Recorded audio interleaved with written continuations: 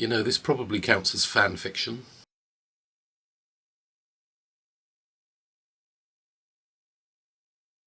One of the things that's been done for this year's Jane Austen July is a read-along of The Watsons, a fragmentary novel that Jane Austen began writing in about 1803 and abandoned writing in about 1805. The reason for the abandonment of this book is usually put to the death of her father in the same year. As I said, The Watsons is something of a fragment of a book. It's really just the first few chapters. We meet young Emma Watson, who's about 16.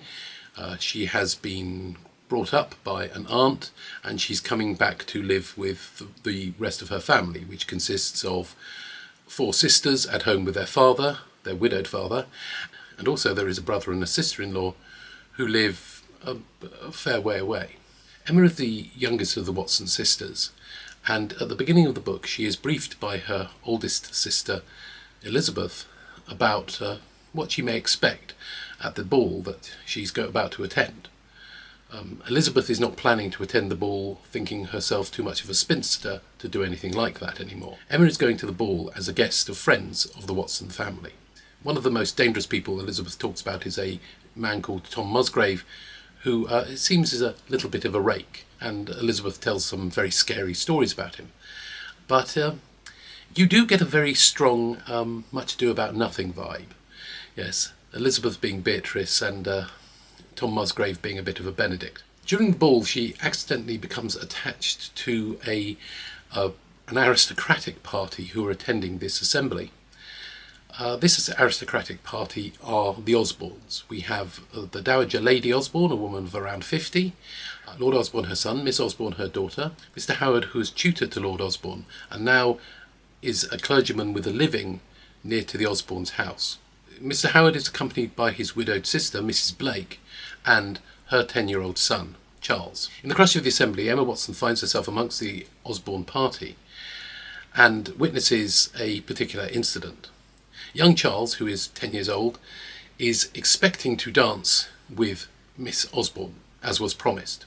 But this is a Jane Austen novel, and we're at an assembly. So there are officers, and Miss Osborne would much rather dance with the officers.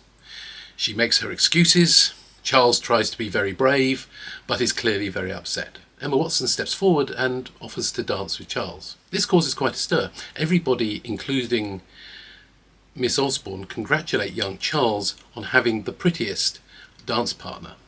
Everyone thinks very highly of Emma Watson, and she is kind of included by Miss Blake in the party for the rest of the evening. She also catches the attention of Lord Osborne and his friend, the previously mentioned Tom Musgrave.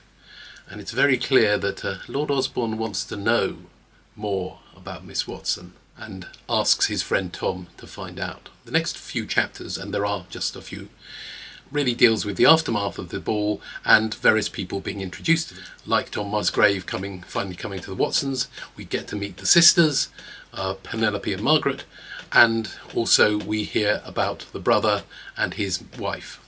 She didn't get very far with this story, but she did tell her members of her family of plans for the novel. The father of the family would die, and the Miss Watsons would be plunged into a lot of trouble.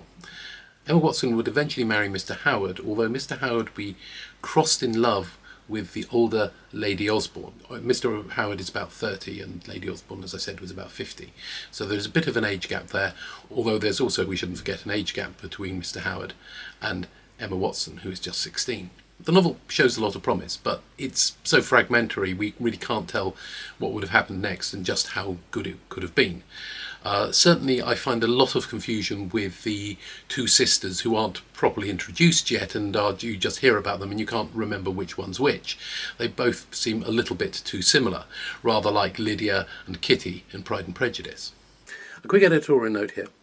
The period between 1801 and about 1806 or 1807 is known as the dark period for Jane Austen. This is largely because we don't have an awful lot of letters from Jane Austen. Now, this might be because they were destroyed by Cassandra Austen, and it might also be that Jane was always in the company of Cassandra Austen and very rarely needed to write a letter. This means we have very little information from Jane Austen herself about what happened in this time. So later stories about Jane Austen at this time might be, highly embellished, if not fictional. So that's the Watsons, but that's not the only story I want to tell here. That was fiction, and this is a little bit more factual. In December 1802, the year before she starts the Watsons, Jane Austen and her sister Cassandra are staying at Manydown, the house belonging to the Bigg-Wither family. Alethea and Catherine Bigg are big friends of the Austen sisters and are about the same age. Also present is Harris Bigg-Wither, their brother, their younger brother. He's 21. One evening, he proposes to Jane Austen, and Jane Austen, who at the time is 27, accepts him. However, the next morning she comes down and breaks off the engagement. Nobody really knows why she broke off the engagement. On the face of it, it's a good match. Harris could easily provide for her. He seems to be very fond of her. The Big Sisters and the Austen sisters are great friends, and it does seem that Harris was kind of included in that. Jane Austen, in her letters, does describe Harris and talks of him in a fairly fond manner, although never a romantic one. One of Jane Austen's nieces later put down that she felt that Jane Austen had refused Harris because she really didn't love him, and she chose instead to have a single life, much like her sister Cassandra. Although this is completely plausible, it doesn't have the danger and the romance that we might want from somebody who says yes in a weak moment and then decides, no, I cannot do this. We want more than just a rational decision. I don't love him, therefore it's okay. And many years ago, when I found out about this story about Harris Bigg-Wither, it wasn't too long until I read the Watsons and understood that the Watsons is believed to be autobiographical. Emma Watson is sometimes seen as a bit of an analogue for Jane Austen herself, and Elizabeth Watson is seen as a bit of an analogue for Cassandra. Maybe there was something else in the Watsons that might tell us why she refused Harris, why she refused such a outwardly suitable match. There are people who will tell you that Harris was sickly and a bit moody, but he did live to a ripe old age and he does seem to have charmed one woman enough to marry him. You couldn't help feeling that there was a deeper reason, a darker reason for this refusal by Jane Austen. One of the things that Jane Austen often talks about in her writing is the fear of an unequal attachment, where a person on one side of marriage doesn't love the person on the other side of marriage equally. We see it primarily in Mr. and Mrs. Bennet, and we also see it in one or two other relationships within Jane Austen's novels. It's not the sort of thing that Jane Austen would have liked. And is that enough? Was she not fond of Harris enough? But still, I wanted a reason, and I thought, in reading the Watsons, I'd found it. Now, of course, this is very obscure, but I couldn't help noticing that the age difference between Jane Austen and Harris Bigg-Wither is the same as the age difference between Emma Watson and young Charles Blake.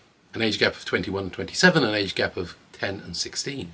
What if at a ball Jane Austen goes to when she's 16 is also attended by Harris when he's 10? Well, now, while it wouldn't be appropriate for Harris to dance with his sisters when he was an adult, when he was just 10 years old, when he was a little boy, and his sisters were teenagers, it would have been okay for them to dance with him. So it's possible that Harris Bigg-Wither went to the ball expecting to dance with his sisters Alethea and Catherine, only they probably were running after officers. Because, teenage girls in Austen's world. So maybe Jane Austen just steps in. She's a friend of the family. She says, I'll dance with you, Harris. He's had his evening ruined by his sisters, and suddenly Jane Austen comes in and saves the day. And then you might want to consider what Harris thinks of Jane Austen after that. She's always solicitous after his health. She's always kind to him. She seems to be fond of him. Maybe he thinks there's more to it than that. After all, Jane Austen speaks her mind to her brothers. She's probably quite rude to them in his presence. She's probably rude to most of the other men in her life in his presence. But she's never rude to him. Maybe Harris is really, fully in love with Jane Austen. Only it's not the real Jane Austen. It's the kind girl who made him happy when he was 10. It's the person who's always nice to him when she's horrible to everybody else. And I can't help feeling that if Jane Austen came to realise that would terrify her. You get the impression from letters and her writing that Jane Austen wanted to be taken on her own terms. She didn't want to be put up on a pedestal and made to be some kind of perfect goddess. She knew she was flawed, and she was quite happy to be so.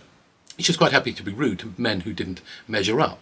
And a lot of what might have been perceived as apparent cruelty to people like her brothers was probably just family teasing, something that they were very used to from Jane Austen. Now, if Jane Austen had married Harris, he would have been very aware very quickly of the real Jane Austen. She probably wouldn't change for him. He would be made miserable by her. Utterly miserable. I can't help feeling that if my wild fantasy here is true, then Jane Austen spent an almost sleepless night being scared that she was going to make a man's life miserable. She's fond of Harris, but she doesn't love him. He loves her, and she will destroy him if they marry. She will destroy that image that Harris has of the kind, perfect Jane Austen. So it's better to go down the next morning and break his heart rather than make his life a misery. And that's what she does. This is, of course, a wild and crazy fantasy. I have no evidence, no proof. It's just a slight feeling that I've developed into a grand theory. It's almost certainly not true, but I like the connection, and I find it very tempting to believe it. Goodbye.